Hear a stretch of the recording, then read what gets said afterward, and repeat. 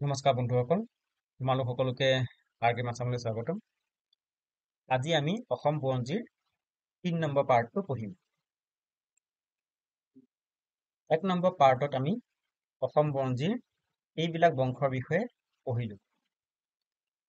২ number পাৰ্টত আমি অসম বুৰঞ্জীৰ সেন বংশৰ বিষয়ে পঢ়িলোঁ, যিটো বংশ ১১৮৫ চনত পৃথু ৰজাই কামৰূপত প্ৰতিষ্ঠা কৰিছিল। এতিয়া এটা কথা মন কৰিবা, পৃথু ৰজাই যেতিয়া কামৰূপত ৰাজত্ব কৰি আছিলে, সেই সময়তে ১১৮৮ চনত চুতীয়া ৰাজ্যখন প্ৰতিষ্ঠা কৰা হৈছিল। আমাৰ অসমৰ এইফালে আছিলে চুতীয়া ৰাজ্য। ১২২৮ চনত আহোমসকলে আমাৰ অসমলৈ আহি অসমৰ ইয়াতে আহোম ৰাজ্য প্ৰতিষ্ঠা কৰিছিল।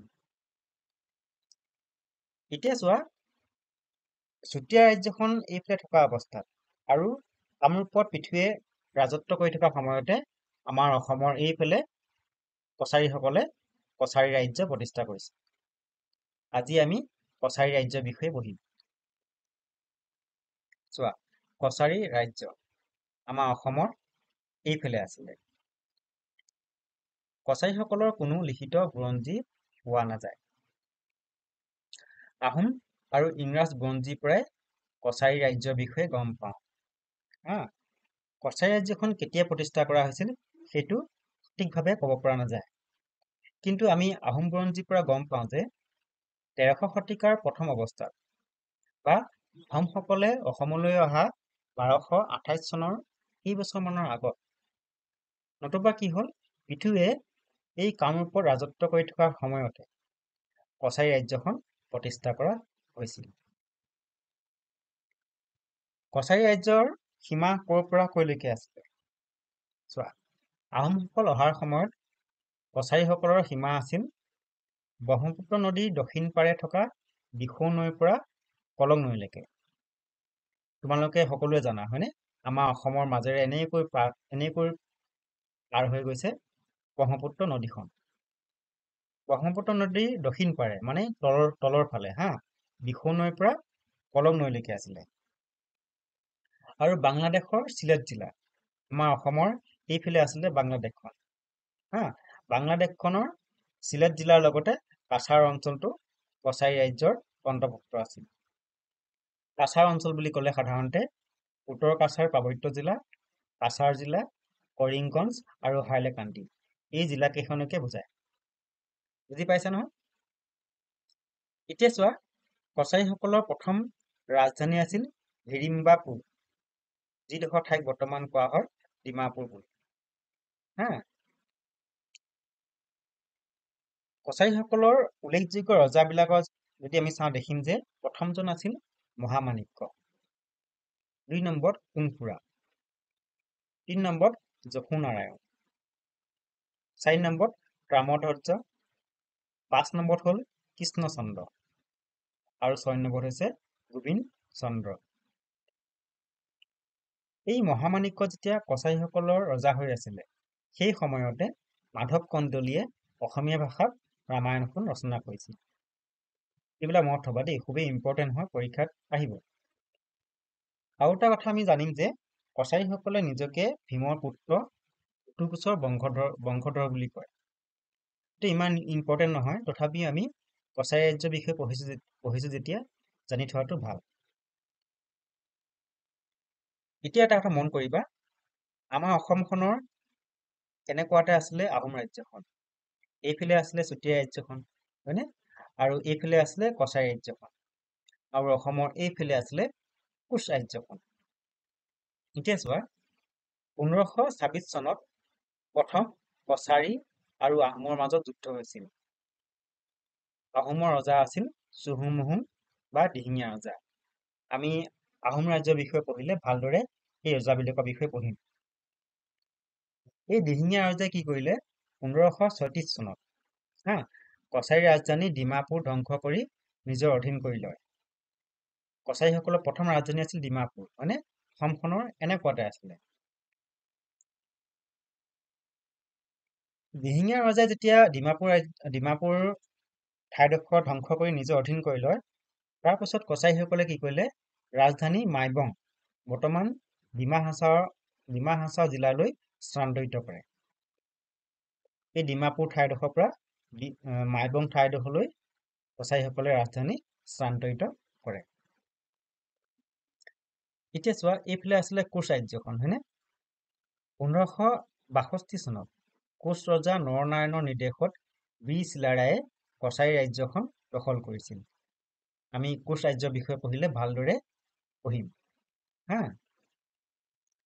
এতিয়া চোৱা, 1606 চনত আহোম ৰজা প্ৰতাপ সিংহই কছাৰী ৰাজ্য আক্ৰমণ কৰি কলং আৰু কপিলী নদীৰ অৱবাহিকা অঞ্চল নিজৰ অধীন কৰি লয়।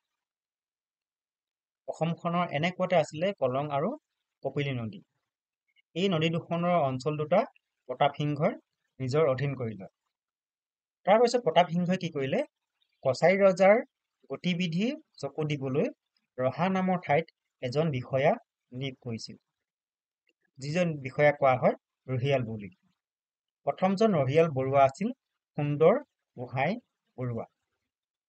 আমি আহোম ৰজাৰ বিষয়ে পঢ়িলে ভালদৰে এইবিলাক পঢ়িম। অকে, 1606 চনৰ পৰা 1813 চনলৈকে কছাৰীসকলৰ কোনো বিশেষ গুৰুত্বপূৰ্ণ তথ্য পোৱা নাযায়। 1813 চনত যেতিয়া কছাৰী ৰজা কৃষ্ণচন্দ্ৰ মৃত্যু হয়, কৃষ্ণচন্দ্ৰ মৃত্যু হোৱাত ভায়েক গোবিন্দ চন্দ্ৰ ৰজা হয়। চোৱা, কছাৰীসকলৰ ৰজা আছিল প্ৰথম মহামাণিক্য, হয়নে? তাৰপিছত ফুলপুৰা, যশুনাৰায়ণ, প্ৰামধ্বজ আৰু কৃষ্ণচন্দ্ৰ। 6 নম্বৰত হৈছিলে গোবিন্দ চন্দ্ৰ। এতিয়া চোৱা, কছাৰী ৰজা যেতিয়া গোবিন্দ চন্দ্ৰ ৰজা হৈ আছিলে, সেই সময়তে মানসকলে আমাৰ অসমখন আক্ৰমণ কৰিছিল। তোমালোকে সকলোৱে জানা, হয়নে? মানসকলে আমাৰ অসমখন আক্ৰমণ কৰিছিল।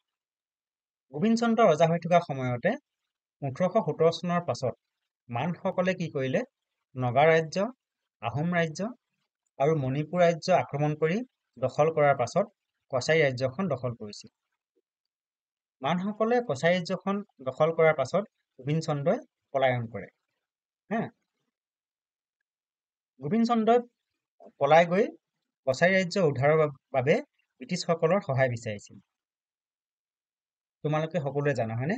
আমাৰ ভাৰতবৰ্ষখন এসময়ত ব্ৰিটিছৰ অধীনত আছিল। 1947 চনৰ 15 আগষ্টত আমাৰ ভাৰতবৰ্ষই ব্ৰিটিছৰ পৰা স্বাধীনতা লাভ কৰে। সেই ব্ৰিটিছৰে সহায় বিচাৰিছিলে গোবিন্দ চন্দ্ৰই। সেই মৰ্মে কি হ'ল, ব্ৰিটিছসকলে 1826 চনত ইয়াণ্ডাবু সন্ধিৰ জৰিয়তে মানসকলৰ পৰা কছাৰী ৰাজ্যখন উদ্ধাৰ কৰে। বুজি পাইছা নহয়?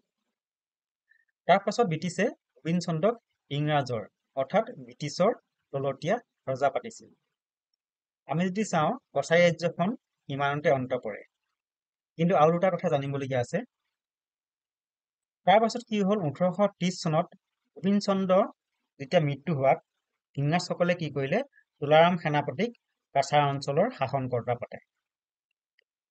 এই ইংৰাজসকলে তুলাৰাম সেনাপতিক কিয় কাছাৰ অঞ্চলৰ শাসনকৰ্তা পাতে পাছলৈ আমি পঢ়িম হা। এই যে কাছাৰ নামটো কৈছো আমি, কাছাৰ নামটো কছাৰীসকলৰ পৰাই আহিছে বুলি কোৱা হয়। 1854 চনত 1854 চনত যেতিয়া তুলাৰাম সেনাপতি মৃত্যু হয়, তুলাৰাম সেনাপতি মৃত্যু হোৱাত ব্ৰিটিছ তথা ইংৰাজসকলে কাছাৰ অঞ্চলটো নিজৰ অধীন কৰি লয়। এইবিলাক মনত থবা দেই, পৰীক্ষাত কেতিয়াবা দিব যে কোনজন ৰজাৰ অধীনত কাছাৰ অঞ্চলটো ব্ৰিটিছসকলে নিজৰ অধীন কৰি লয়। সেইজন হৈছে তুলাৰাম সেনাপতি। তাৰপিছত কি হ'ল, 1874 চনত কাছাৰ অঞ্চলটো ব্ৰিটিছসকলে অসমৰ লগত সংযুক্ত কৰে। কাছাৰ অঞ্চল বুলি ক'লে আমি সাধাৰণতে বুজো যে উত্তৰ কাছাৰ পাৰ্বত্য জিলা, কাছাৰ জিলা, কৰিমগঞ্জ আৰু হাইলাকান্দি। তো ইমানতে কছাৰী ৰাজ্যখন অন্ত পৰে। আমি নেক্সট চুতীয়া ৰাজ্যৰ বিষয়ে পঢ়িম। তাৰপিছতে পঢ়িম আমি আহোম ৰাজ্যৰ বিষয়ে। তাৰপিছত পঢ়িম আমি কোচ ৰাজ্যৰ বিষয়ে। মানে এই তিনিখন ৰাজ্যৰ বিষয়ে পঢ়িলে আমাৰ অসম বুৰঞ্জী প্ৰায় শেষ হৈ যাব। অ'কে।